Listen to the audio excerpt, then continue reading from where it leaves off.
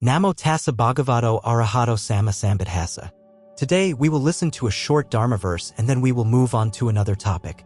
This teaching continues the story from last time, culminating in another Dharma verse. The Buddha spoke a verse saying, "For one who has virtue and faith, who possesses wealth and renown, wherever they may go, they are welcomed with respect." Typically, whenever the Buddha delivered a Dharma verse, there was always a reason, some event or incident had occurred, prompting his words. He would offer a short verse to summarize the lesson from that event.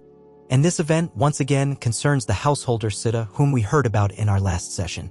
In the previous story, after the householder Citta, from the city of Makakasanda, had successfully organized an offering ceremony for the Sangha and resolved a conflict with the elder monks there, he arranged a journey to Jetavana to visit the Buddha.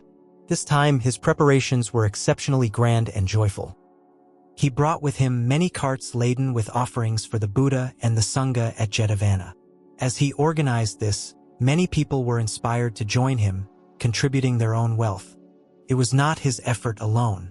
Hearing of his plans, people eagerly offered their support. Along the way, many others joined his caravan, and it swelled into a great procession heading towards Jetavana to meet the Buddha. When he finally met the Buddha, he was overcome with emotion. He paid his deepest respects, and as he did, he saw a brilliant aura radiating from the Buddha's body. It was as if the Buddha, knowing Citta had attained sainthood, the second fruit of enlightenment, was showing him special favor, revealing a glimpse of his divine power. Citta saw the Buddha's five-colored aura shining brightly, and in his awe, he prostrated himself and presented his offerings. He stayed for an entire month, making offerings to the Buddha and the Sangha.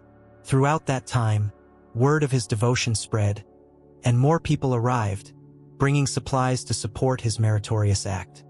That whole month felt like a continuous, joyous festival. Then, when the time came for him to return, the people saw him off with the same great fanfare. They gave him so many gifts that his caravan of carts was just as full on the journey back. He had arrived with carts full of offerings, and he departed with carts full of gifts. Nothing was missing at all. Everyone was talking about this, and the Buddha explained the nature of his merit. Such was his merit that wherever he went, people would love him, welcome him, respect him, provide for him, and give him gifts. This was the fruit of his past actions. They asked, why was this so? The Buddha told them that in a past life, Citta had been a hunter, but he held a deep love for true spiritual practitioners. One day, while hunting in the forest, a storm broke out. He took shelter in a cave, and there he saw a wandering ascetic, a samana, sitting perfectly still, wrapped in his robe. He assumed the man was in deep meditation. As the rain fell and the air grew cold, he looked around and saw no food. A fear grew in him that the ascetic must be hungry, and so he ran out into the storm. He ran through the forest, back to his village, gathered what food he could, and then ran back through the downpour to offer it to the holy man. This was a truly touching act. Think about it. In the middle of a cold, frightening storm, his first thought was not for his own safety, but for a stranger who might be hungry. He braved the storm to find food and bring it back. A heart like that is truly good. But one act was not enough to create such merit. His heart was always like this, not just towards that one practitioner, but towards many others. He was always worried that others might be hungry, always worried they might not be comfortable. He was constantly looking out for this person, caring for that person without any thought for his own hardship. Because this merit was accumulated so thickly, life after life, upon his death he was reborn in the heavenly realms, his negative karma completely erased. Now, in this life, when the Buddha appeared in the world, he was reborn as an immensely wealthy householder. Wherever he went, he was loved and welcomed, provided for, and showered with gifts. And upon meeting the Dharma, he immediately attained the second fruit of sainthood. This is the story behind the Buddha's praise, a person with precepts, with faith, with full reputation and wealth. Wherever that person goes, they are revered. We see this image most clearly in the formal ceremonies for national leaders. When a national leader is invited to another country, they are received with the highest honors. A red carpet is rolled out from the steps of the airplane. Sometimes there is a cannon salute. There are forests of flowers and seas of people waving banners, all welcoming them with meticulous care. This is the pinnacle of reception. When we see this, we should understand. Those who reach the rank of a leader, who are welcomed so grandly wherever they go, must have cultivated merit in their past lives just like the householder Citta. And how did they do it? It's because in their life, whenever someone came to them, they were thoughtful and welcoming. They were always worried that their guests were not yet comfortable, always worried that they might be feeling sad, always worried they might have taken offense, always worried they might not be happy. They always wanted to make others feel content. A person with a heart like this accumulates merit, and it grows thicker and thicker throughout their life. This gives us a standard for evaluation. In my book, A Treatise on Cause and Effect, I quoted a tale from 1001 Nights. In it, there was a young man who had a strange hobby. He would welcome a stranger with extraordinary hospitality, only to send them away the next day. He had inherited a vast fortune, but later in life, he grew bitter. He was bitter because as his fortune dwindled, his friends vanished. When he was rich, they partied with him day and night. When his money began to run out, they were nowhere to be found. This disillusionment led him to hoard his money. Then, each evening, he would go out and search for a traveler, someone new to his town. He'd look for someone with a lost, naive face, a country bumpkin in the big city. He would invite this person home, treat them to a magnificent feast, and then, the next morning, ask them to leave and never return. He developed this strange habit because he no longer believed in human loyalty. He had treated everyone well, yet no one had been loyal to him. So now, he would be good to them, but to protect himself from the pain of betrayal, he would cast them out first. A very peculiar nature. And what was his karmic result? One day, the king, in a moment of whimsy, decided to make this man king for a day. For one single day, he experienced all the splendors of royalty. Only afterwards did he learn it was all an illusion crafted by the emperor. The karmic echo is quite amusing, isn't it? He was kind to strangers for one day, so the merit he accumulated was just enough to be king for one day. One day. The story ends well. He becomes a sworn brother to the king and lives comfortably, but the karmic result manifests with such precision. Such precision. And so it is with the law of cause and effect in this world. Its layers are infinite. Therefore, whenever we act, we must remember this impartial law. Nothing escapes the vast net of heaven. Though its mesh seems wide, it is impossible to slip through. When we do something wrong, we might see an immediate reward. We curse someone and feel a momentary release of anger. We strike someone and feel a momentary thrill of victory. We destroy something of another's and feel a momentary satisfaction of our malice. And it seems like there's no punishment. But the law of cause and effect takes note. It leaves a record. And at some point, that karmic fruit will return to us, and it will be painful. It will be deeply unpleasant. We will find ourselves sabotaged, cast out, and berated wherever we go. The returning karma is a bitter pill to swallow. By the same token, if we always wish for others to be happy, to be at ease, to grow spiritually, to become better people, if we always hold these wishes in our heart, all those wishes will return to our own mind. All the joy we bring to others will one day return to our own life, bit by bit. Not a single drop will be lost. Therefore, we must all be so careful with our actions and our karma, always striving to do only what is good. But the most heartbreaking case is this. Imagine your heart is good and you want to do good things, but you are under the command of someone who forces you to do evil. They force you to destroy, to speak harshly, to harm this person and kill that person. Your heart doesn't want to, but you are forced. This is a truly pitiful situation. You want to be good, but you are trapped in a machine with a commander directing you to do wrong. This is one of the most tragic circumstances in life. And why would we fall into such a situation? It's because in a past life, we became indebted to a bad person. They gave us money, and we happily took it. They fed us, and we enjoyed it, so we stayed with them.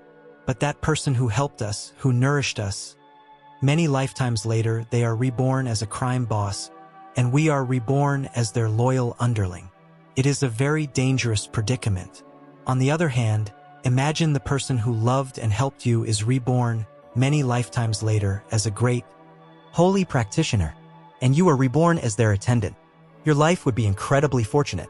That person would surely guide you to practice, to do good for the world. Your merit would grow day by day. That is true fortune. But what if it's already too late? In the past, when we were ignorant and faced hardship, we couldn't tell the good people from the bad. We accepted kindness from the wrong person, and now the karmic bond is sealed. We have become a henchman, a subordinate in a corrupt organization serving a corrupt leader, and they constantly order us to do wrong, pushing our karma further and further down, life after life. We will fall into a deep abyss, into a chasm, into hell itself. It is a heartbreaking fate. Therefore, it is as the Buddha said, trust no one. It is similar to what some politicians say, trust no one. We should be the same. We should not trust just anyone. We should only trust the Buddha. We place our trust in the Buddha. And so we pray, please, Buddha, illuminate my path. Guide me so that I may always do good and never do wrong. The Buddha protects us in this way, keeping us from being pulled into a downward spiral. No one can command us to do sinful things, and we can escape the karmic consequences in the future.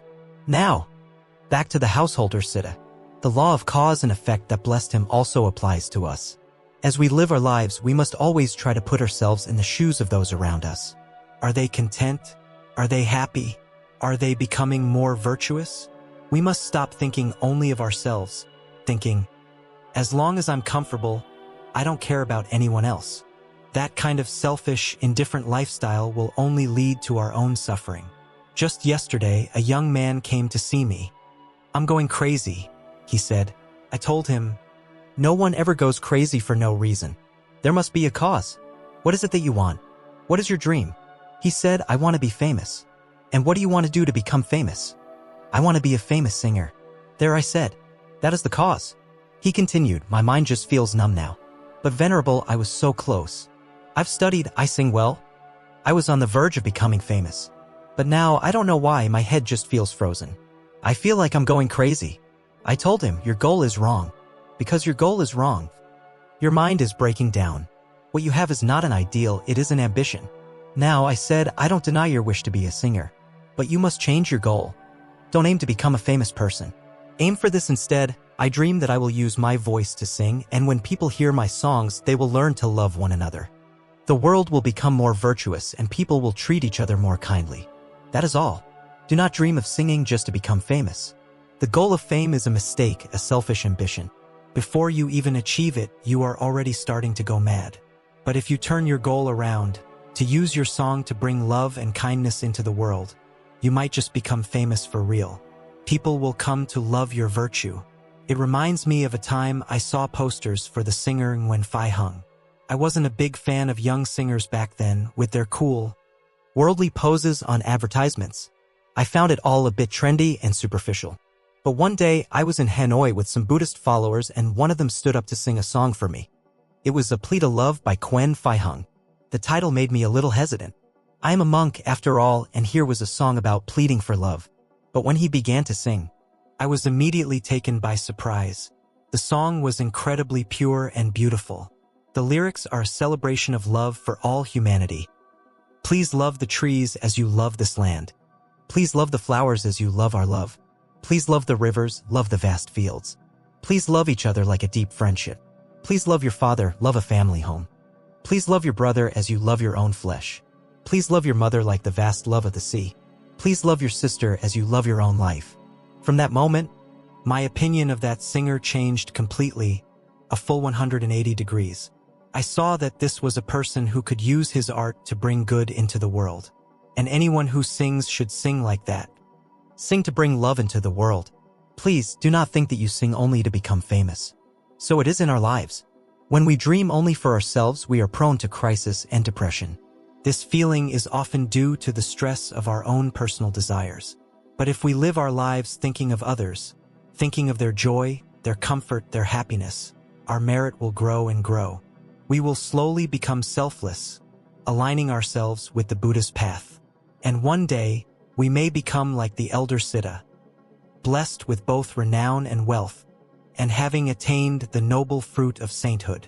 The life of such a person is truly beautiful, and so we have talked about this today.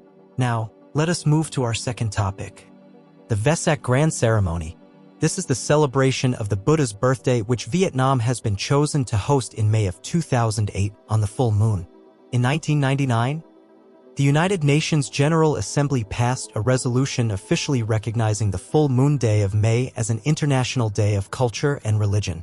The world faces two great issues: religion and culture. The question was which day could serve as a meaningful symbol for these two vast domains of human life. After much deliberation, the member nations of the UN chose the day of the Buddha's birth as the symbol for the spiritual and cultural life of humanity. This was a wonderful surprise and a special honor, not only for Buddhism but for all who hold the Buddha in high esteem. It was unexpected and showed the great wisdom of those involved. Buddhism arrived in the world before some other religions, but its nature is gentle. The spread was slow, and it faced competition. As a result, today, the number of Buddhists is smaller than that of some other major religions. However, the teachings of the Buddha, the history of their dissemination, and their positive influence have spread across the world for thousands of years, providing unshakable proof of their value. It is undeniable that the Buddha's teachings have brought peace, harmony, happiness, gentleness, kindness, and love to this world. Utterly undeniable. A spiritual leader who taught us to be gentle even with the grass and trees. This is unprecedented. There has never been another teacher who went to such lengths, teaching us to love the very grass and trees, to cherish every drop of water. And so, to select a day to remind humanity of its spiritual and cultural life, they chose the day of the Buddha's birth. This is something that makes us want to cry out with joy that finally our supreme, magnificent Buddha has been honored in such a gentle and skillful way. In India, this month is called Vesak. We pronounce it with a V, but in India, it is actually pronounced Vaisakha. That sounded a little too regional for us, so we adopted Vesak to sound a bit more elegant. But there is a strange detail here. We celebrate the Buddha's birth on the full moon of the 4th lunar month. However, in China, it is celebrated on the 8th day of that month.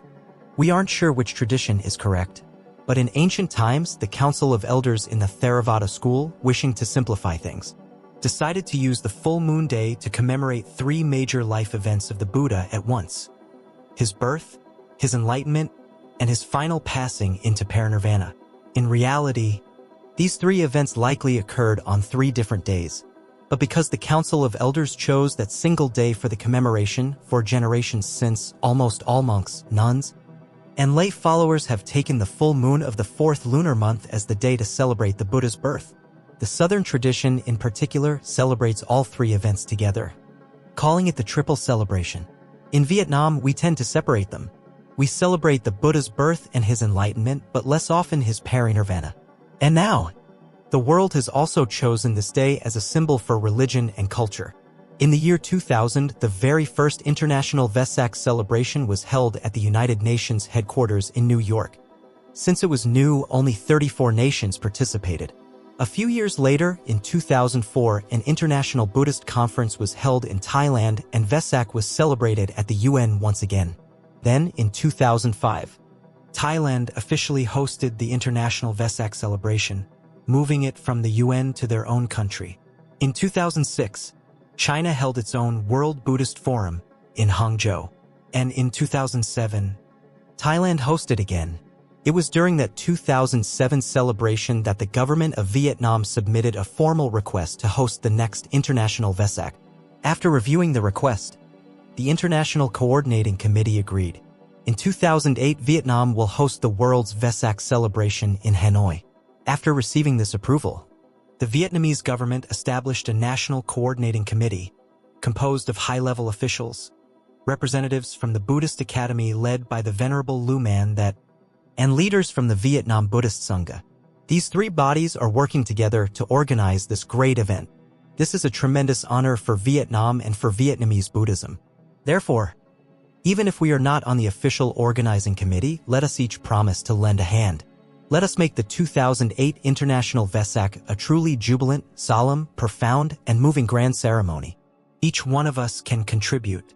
Let's make that promise to each other, shall we? So what will we do? We will discuss this step by step. We will each lend a hand to create a jubilant celebration everywhere. The main events will be in Hanoi at the National Convention Center. We expect around 5,000 guests from 70 countries. But for all of our monks, nuns, and lay followers across the country and living abroad, we too should vow to do something solemn, festive, profound, and moving. An offering to our beloved Buddha, to the sacred Triple Gem, and to our motherland, Vietnam. We will act in parallel with the main ceremony, while the official events take place inside. There will be outdoor exhibitions and fairs celebrating both Buddhist and Vietnamese national culture. These fairs will showcase Buddhist products, robes, books, statues, calligraphy, and more. When visitors from around the world come, they will understand something about us. They will see that while our nation may still be poor, not yet on par with others, we have been shaped by thousands of years of Buddhism. Throughout our history, the presence of Buddhism can always be felt. At times, it shone like a brilliant light illuminating the nation's path. At other times, it withdrew into quiet stillness. But always, it was there, supporting and protecting the soul of the Vietnamese people. This partnership between Buddhism and the nation has become a sacred, inseparable tradition. Though there are plots today to tear Buddhism away from the nation, that tradition cannot be broken. Rivers may run dry and mountains may erode, but the bond between Buddhism and the Vietnamese people will never change. Therefore, in this upcoming Vesak celebration, we will elevate this meaning. We will show the world what our Vietnamese homeland is and what Vietnamese Buddhism is. We will show them that our people, gentle and small, nestled here on the coast of the East Sea, carry in their hearts, be it large or small, a drop of the Buddhist truth. The Vietnamese people know how to love and unite with one another, how to love their country. We will build this nation to be strong and great, and perhaps even contribute to the future peace and prosperity of the world.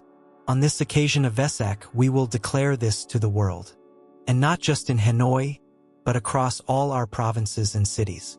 So each of us must do something. Some of you may be directly involved in the organization. For those who are not, we can help indirectly, starting with ourselves. In our homes, our villages, our practice centers, our local temples. Together, we can create a vibrant celebration that envelopes the entire country. And here are some tasks we can discuss, some suggestions for everyone to do, step by step. First, attend public ceremonies. On the day of Vesak, many pagodas will hold public ceremonies. If your local Buddhist chapter organizes a large gathering, please go and attend to add to the joy and spirit of the crowd. A ceremony's solemnity depends on having many people attend in a dignified way. Crowded does not automatically mean solemn. A crowd can be solemn if everyone is mindful and sincere. But if the crowd is just a noisy chaos of people chatting and not paying attention, then it is not solemn. And of course, a small crowd is definitely not solemn. So, let each of us make an effort to be present. At that moment, we experience selflessness. Why? Because in such a large crowd, no one really sees you as an individual. You are just one presence contributing to the whole, making the ceremony more dignified. But this, is where you can tell if someone is a true practitioner. It's quite funny. Many people tell me, Venerable, I don't like coming to the pagoda when it's crowded. I prefer to come when it's quiet so I can talk to you and so the monks and nuns can see me and know who I am. I hear that and I just have to smile. It's a common feeling. But that is precisely why I am so grateful to the followers who come during the crowded festivals. They have let go of their personal desires. When the temple is packed, I can't talk to anyone privately either. Everything is more difficult, but the joy is shared. You dissolve into the great ceremony. And at that moment, what happens to your ego? It becomes very, very small. So I am deeply grateful to those who attend when it's crowded and joyful. And when we attend such a ceremony, we don't chat. We don't do anything to cause a disturbance. We don't sit there chewing gum, we don't smoke, we don't play cards. We sit with the solemnity of someone practicing right before the Buddha himself, as if we have traveled back 2,500 years. All our heart, all our intention is directed toward the Buddha. In that moment, you are a single sunbeam among thousands, a single pebble in a forest of stones, a single flower in a garden of blossoms, all offered up to the Buddha. At that time, we no longer think of ourselves. So, the first thing we can do is attend these public ceremonies. Next, let's visit the Buddhist cultural exhibitions. We should go and see the works of art that will be displayed in our local areas. And we should encourage our local temples and Buddhist artists to organize them. If the National Committee can't bring events to every locality, then each locality should try to organize its own. And if we hear of such an event, we should all support it. Go and admire the artwork. In these moments of appreciation, our souls are uplifted. Our capacity for appreciation grows. And what is that capacity? It is the ability to see the beauty in things we never noticed before. Let me give you an example related to music. What kind of music do you like? Usually it has lyrics, right? A singer on stage, dancing, and performing. We like that. But when it comes to instrumental music, we might feel a bit lost. A person whose soul has begun to deepen starts to enjoy music without words. And it takes a very refined ear to appreciate a symphony. A symphony might have 100 musicians. Just the violins might be a dozen people. The huge cello might have 3 or 4 people playing it. It can sound like noise if you don't know how to listen. The big booming drum we like might be absent. We hear so many sounds and don't understand. But a person who can sit and truly listen to a symphony, who can discern every sound, from the grand crescendos to the tiniest, most subtle notes, that person's level of musical appreciation is very high. You see this in the West. You might find a symphony orchestra playing on a public street and people will gather, sitting on the ground just to listen. You know that these people have a very high level of artistic appreciation. For most of us, after a few minutes, we'd be sound asleep, but they listen, enraptured, because they understand it. They understand, for instance, that the music is telling a story. Perhaps the opening sounds like someone wandering, lost and lonely in a vast, scorching desert. Then the music shifts. It becomes fresh, cool. The wanderer has found an oasis with palm trees and a pool of water. In that desolate place, they meet another traveler. In a world that felt empty, 2 souls connect. And the music swells with a new depth, a new warmth, a new love.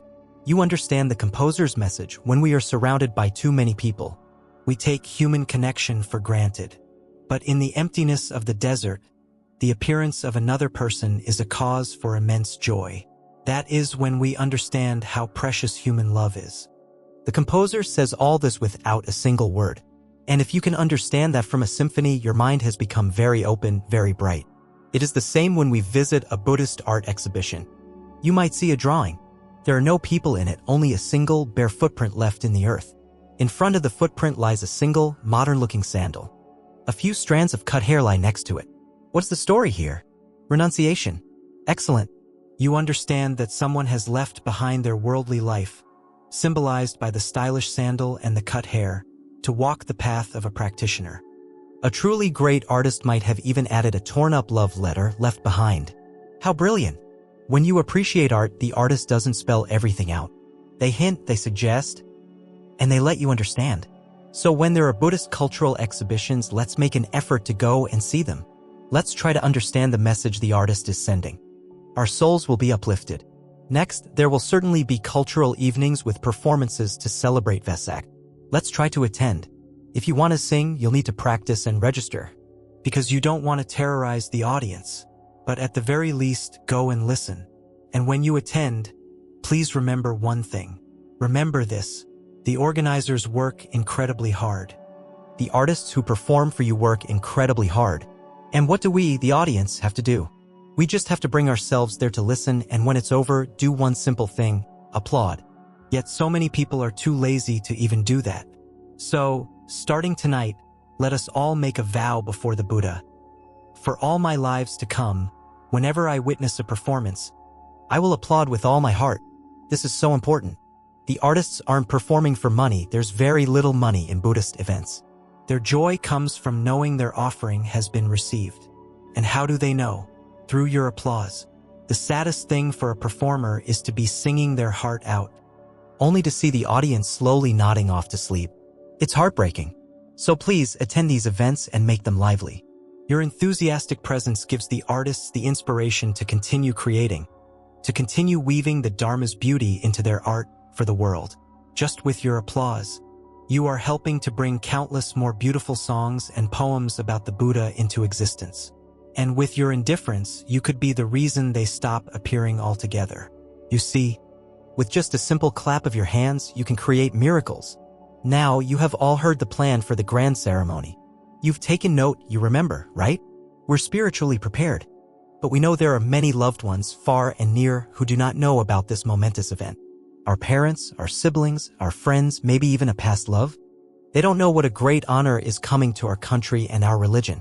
So how do we remind them? A phone call? A text message? Hey, Vietnam is hosting Vesak, be happy. That's okay, but it's not great. It's not as good as sending a card. A beautiful, professionally printed card. I've already arranged for a company run by my students to design and print them. They will be beautiful, high quality, and inexpensive, I'll make sure of it. And on this card, you won't remind them directly. You will write a personal message from the heart. For your parents, you might write, "Mom and Dad, I love you always. No amount of gratitude I show could ever be enough. On this occasion of the Vesak Grand Ceremony, I pray that the Triple Gem blesses you with long life, good health, and hearts full of joy. May you continue to practice diligently, so that we, your children, may always have the happiness of your noble presence in our lives." You can even send one to an old flame, "Though we have parted ways," but don't say you still love them. That could be fatal. A clever, kind compliment from you will touch their heart, and they will suddenly remember, the International Vesak is being held in Vietnam. When people are reminded like this a few times, it sinks in. They realize they too should do something for this great occasion. So, a month before Vesak, let's each get a stack of these cards. Make a list of everyone we know, at home and abroad, and write them a heartfelt, loving message. Here is another thing we must do. Prepare a beautiful outfit for Vesak. Actually, the celebration lasts a whole week, and I'm afraid telling you to get 7 outfits is too much. But if you can, just prepare one beautiful outfit. From now on, start thinking about it. But this outfit must meet certain standards. First, no stringy things. Second, no exposed midriffs. There is a cholera outbreak, and it's dangerous. A nice, dignified outfit. And if you are able, on this outfit you can affix a message. On the front, "For Vesak, let us love one another." And on the back, "Follow me to the pagoda." Next, we decorate our homes. Maybe we've neglected them all year, but now is the time to clean, to paint, to decorate. Put up some cheerful, meaningful signs inside and at your gate to remind everyone about Vesak. I remember, about a decade ago, I saw a house decorated for a wedding. It was on a busy highway, and for their wedding sign, they just wrote 2 words, "Taking a wife." It was hilarious. People usually write "newlywed" or "bride's departure," but this was so direct. The passing cars must have been roaring with laughter. It was a unique idea, so we can be creative too. But let's not be too wild. Just something cheerful and profound to share the joy of Vesak week.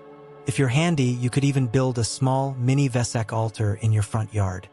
Create a little Lumbini garden with trees, a flower to represent the one that bloomed at the Buddha's birth, and 7 lotus flowers for his first 7 steps. Decorate it cheerfully. If you have the skill, please do it. Then, write emails to your friends far away. Do you know Vesak is coming? What are you doing to celebrate? And 10 days before the celebration, we hit the streets. In your left hand, a basket. In your right, a trash grabber. And you walk through your entire neighborhood, picking up any litter you see. But remember, you must not wear shabby clothes while doing this. If you do, people will just think you're a scrap collector. They might even be afraid you're there to steal something. No, you must dress up. Wear your best clothes, a suit and tie, shoes shined. Then go and pick up trash. This act accomplishes 2 things. First, you are cleaning your community in preparation for Vesak. Second, you are teaching everyone a powerful lesson: do not litter. When people see a well-dressed, dignified person doing this humble work, it serves as a great reminder. If you dress in rags, they'll just keep littering for you to clean up. But if you dress in your best, no one will dare to litter again. You see how important a well-dressed person can be? So on that day, dress beautifully and hit the road.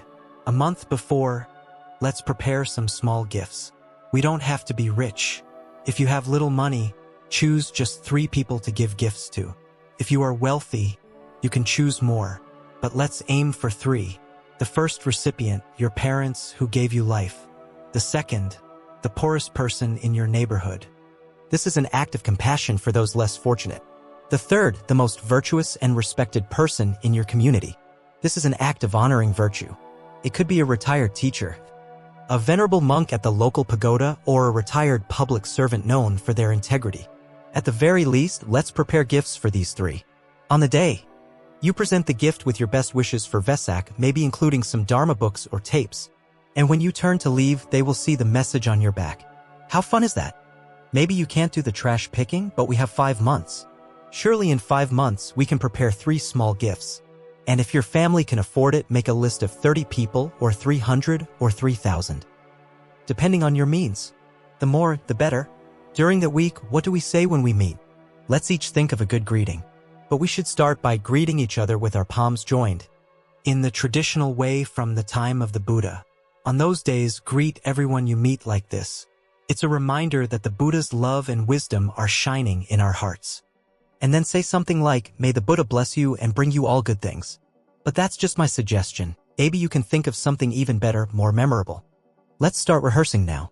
When you meet people, from your neighbors to your colleagues, greet them boldly with joined palms and a kind blessing. Let's practice so it's not awkward on the day itself. Let's spread the Buddha's message of love. In the evenings, if there are no public events, what do we do? If you can sing or play an instrument, invite friends over.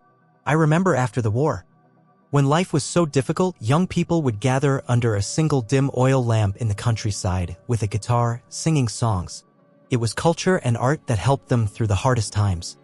We can do the same. Keep it simple. Gather and sing together. If you're a good cook, host a small vegetarian party for your friends. Our country has many religions, not just Buddhism. When we love our fellow Buddhists, we must not forget our fellow citizens of other faiths. The Buddha taught us to love all beings without discrimination. Therefore, during this sacred week, we must share the Buddha's love with everyone. Let's choose a few neighbors or friends from other religions and pay them a short visit. We can say, "Today is the international celebration of Vesak in Vietnam, and as Buddhists, we wanted to bring our best wishes to your family. We hope you are blessed by divine grace. We don't need to preach. Just that simple act of goodwill allows our friends to share in the joy of this occasion.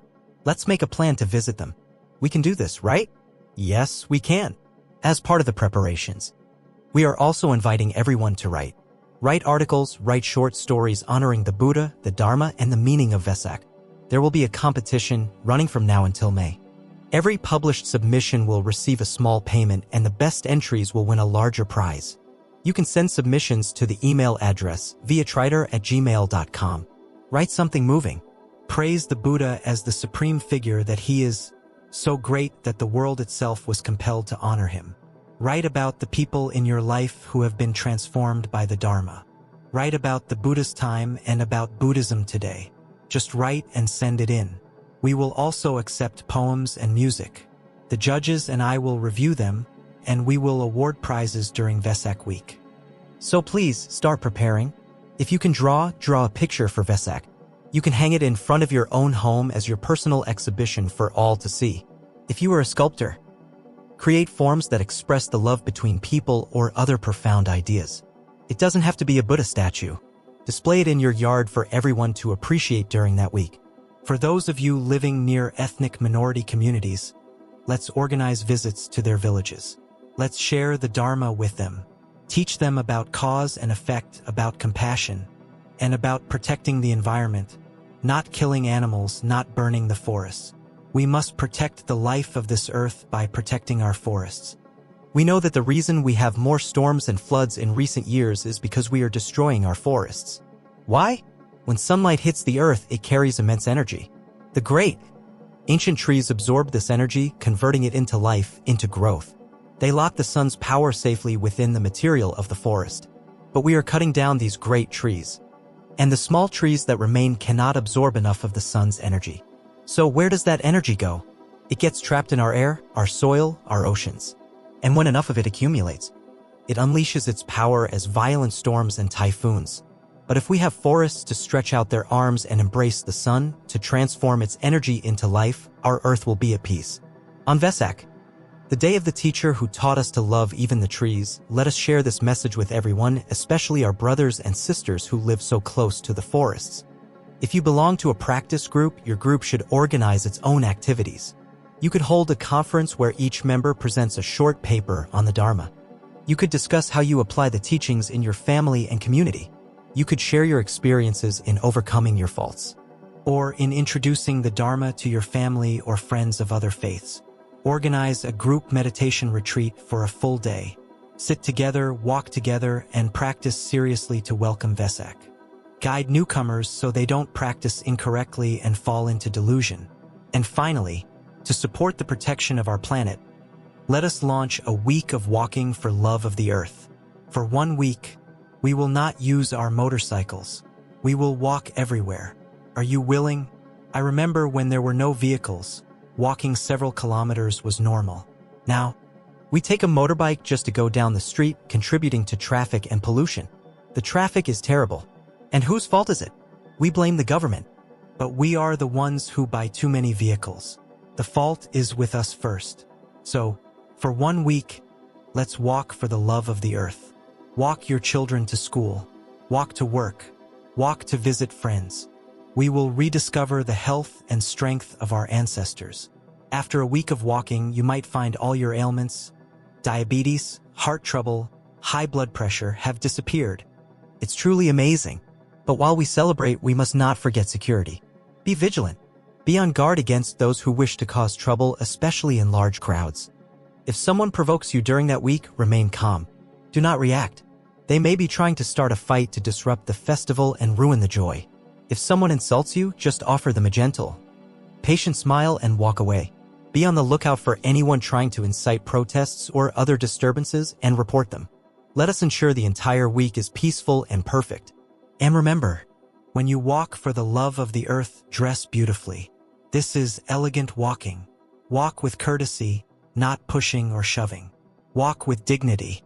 So today, during our weekly Dharma talk, I have spoken a little more on the Dharma verses, and I felt compelled to speak about the Vesak grand ceremony. I call on all of us, starting from now, to prepare. Let us do everything we can to welcome the week of Vesak with all our hearts, out of our deep respect for the Buddha, for the sacred triple gem, and for our beloved country. Let us do many things to create a Vesak celebration that is truly solemn, jubilant, profound, and moving, born from a love for all humanity and for our world.